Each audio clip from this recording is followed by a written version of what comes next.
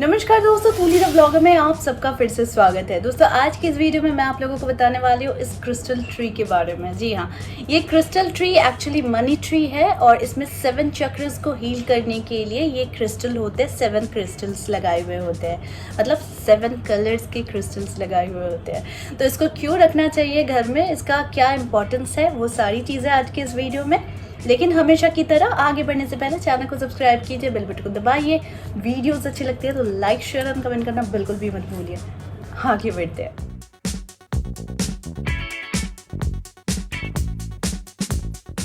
दोस्तों भाग्य को चमका सकता है ये क्रिस्टल। जी हाँ, वो कैसे है ये जानना भी ज़रूरी है। देखिए पहला इसका 2 पर्पस रहता है। एक तो रहता है कि आपकी किस्मत में फेरबदल करने के लिए, और दूसरा रहता है पर्पस आपके घर के सौंदर्य को बढ़ाने के लिए।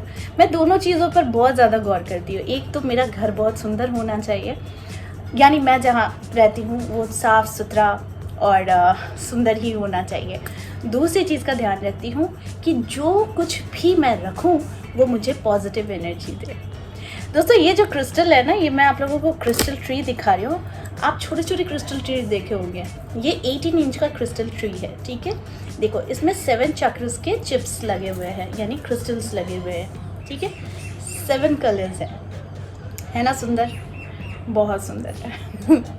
तो मैं इसे इसलिए यूज़ करती हूँ और आज आप लोगों के पास दिखा रही हूँ क्योंकि मैंने आप लोगों को प्रॉमिस किया है कि मैं जो जो यूज़ करती हूँ वो सारी चीज़ें आप लोगों तक लाऊंगी, ठीक है। तो ये जो ट्री, पहले तो इसकी खूबसूरती देख लो। वाह वाह वाह वाह, क्या खूबसूरत है ना। तो जब भी आप किसी अच्छी चीज़ को देखते हो तो आपके अंदर से क्या फीलिंग्स आती है, कितना सुंदर है, कितना अच्छा है, कितनी अच्छी वाइब्स आती है, यानी गुड वाइब्स आती है। यही होती है हीलिंग टेक्निक। देखिए इसको ना, ये जो पेड़ है इसे हमेशा कोशिश करना चाहिए किसी रोशनी के नीचे रखने की। दोस्तों कलयुग में सूर्य भगवान को प्रत्यक्ष देवता माना गया है क्योंकि इनकी रोशनी से उत्पन्न जो वास्तु के कुछ नियम भी सूर्य देव की किरणों पर ही आधारित है। तो यानी कि हम वास्तु में भी कहते हैं कि अगर आपके घर में अंधेरा रहता है, सूर्य की रोशनी नहीं आती है, वहाँ हमेशा कलह का वातावरण रहता है। आप मिला लो मेरी बातों को। जहाँ दीवारों पर डैम्प लगा रहता है, या फिर मान लो कि कोई हवा आने जाना का रास्ता नहीं रहता है, सूर्य तो झांकता भी नहीं है, तो ऐसे घर में हमेशा क्या ऊर्जा काम करती है, नेगेटिव ऊर्जा काम करती है। तो ऐसे वास्तु दोष लगता है, ठीक है।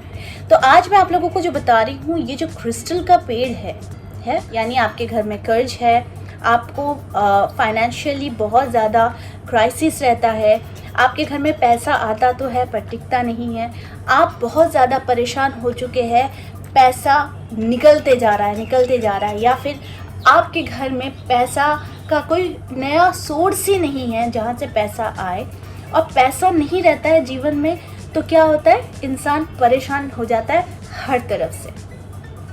वास्तु में, रेकी में और हीलिंग्स में ये सारी चीज़ें बातें कही गई है कि क्रिस्टल को घर पर रखना बहुत ज़्यादा शुभदायी होता है, क्योंकि क्रिस्टल एक तो शुक्र ग्रह को भी रिप्रेजेंट करता है, और इसकी रोशनी, यानी इसे अगर ऐसे स्थान पर रखे, ईस्ट में, नॉर्थ ईस्ट में, ऐसे कॉर्नर पर रखा जाए जहाँ पर लाइट पड़े या फिर सूर्य की किरणें इस पर पड़े और इसका जो प्रकाश हो वो एक बहुत खूबसूरती के साथ घर में फैलती है। यानी कि वो प्रकाश शायद आप नोटिस ना करो, लेकिन ये जो चमकेगा ना, ये जो चमकेगा, इससे क्या होती है, आपके घर में जितनी भी बुरी एनर्जी है वो नष्ट होती हुई चली जाती है। दोस्तों यहाँ पर क्रिस्टल अलग अलग कलर्स के अलग अलग प्रॉब्लम्स के लिए रहते हैं। यहाँ पर बहुत कोई है जो इसका यूज़ जानना चाहते हैं। तो देखिए इसको खास करके आप हस्बैंड वाइफ के रिलेशन को हील करने के लिए आप रख सकते हैं।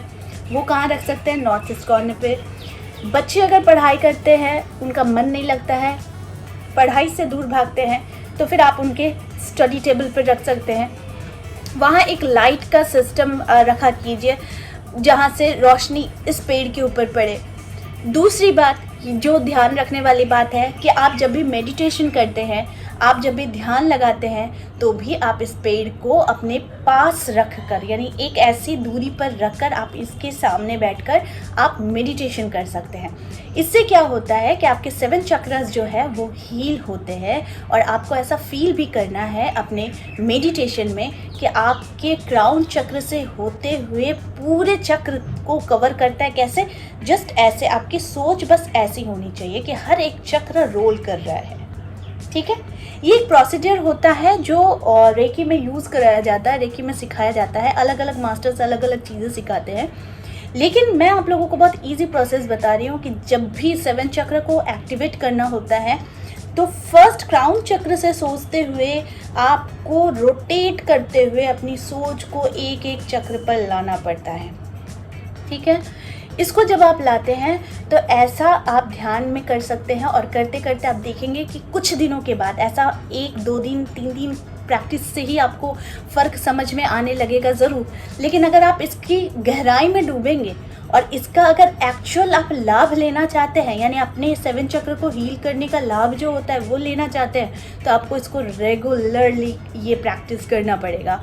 यानी कम से कम आधा घंटा आपको अपने लिए समय तो निकालना ही पड़ेगा। ठीक उसी तरीके से एस्ट्रोलॉजी में भी मैं जब दूसरों की परेशानियां सुनती हूँ तो मुझे बहुत प्रोटेक्शन लेकर बैठना पड़ता है। आप लोग अक्सर शायद ये कोई बात झट से बताता नहीं है, लेकिन मैं आप लोगों को क्लियर कर देती हूँ कि हम जब भी एस्ट्रोलॉजी करते किसी और की प्रॉब्लम सुनते हैं तो हमारा जो सेल्स है, हमारा जो सबकॉन्शियस माइंड है, वो उसकी प्रॉब्लम्स को सुन रहा होता है।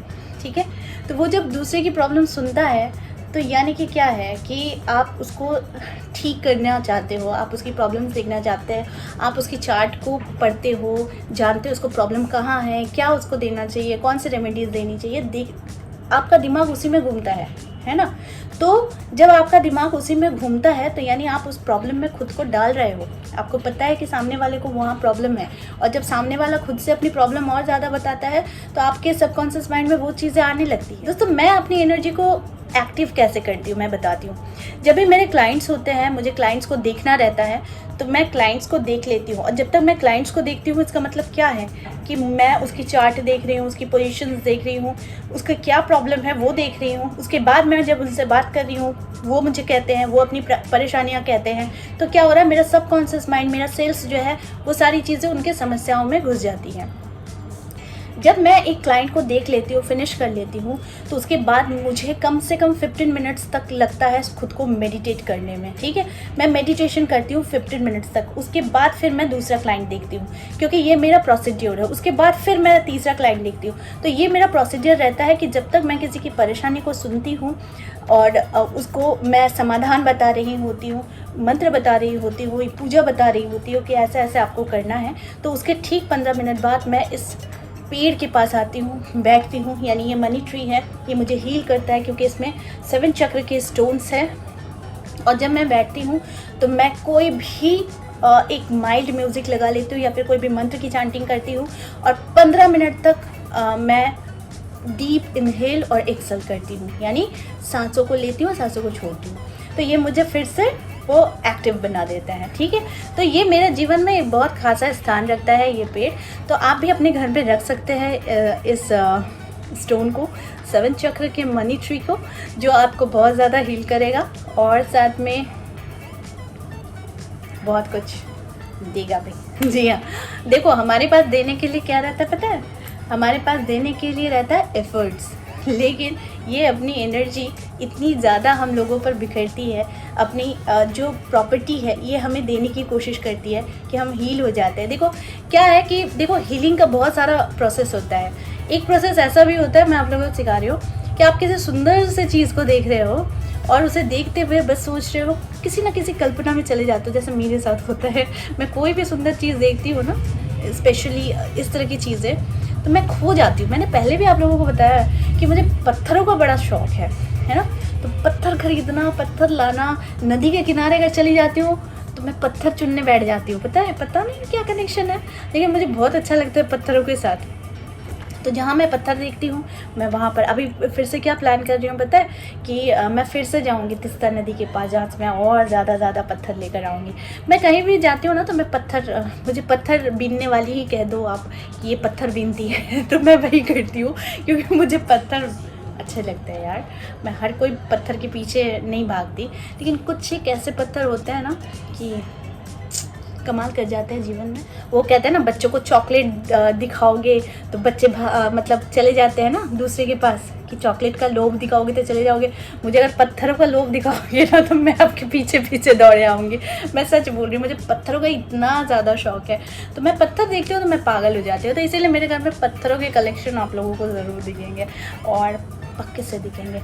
तो आई होप आज का वीडियो आप लोगों को अच्छा लगा होगा, क्योंकि ये वीडियो सिर्फ एक नॉलेज पर्पज़ के लिए था कि मनी ट्री, क्रिस्टल ट्री रखने से क्या होता है। तो बहुत कुछ होता है, बहुत कुछ, मतलब आपके साथ अच्छा ही होगा, खराब कुछ नहीं होगा, ठीक है। तो निश्चिंत होकर इस पेड़ को आप रख सकते हैं। ये घर सजाने के लिए भी बहुत खूबसूरत है। मैं फिर से आपको उठा के दिखा रही हूँ। पेड़ मुझे बहुत प्यारा है, अच्छा है ना, सुंदर है ना, सच में सुंदर है।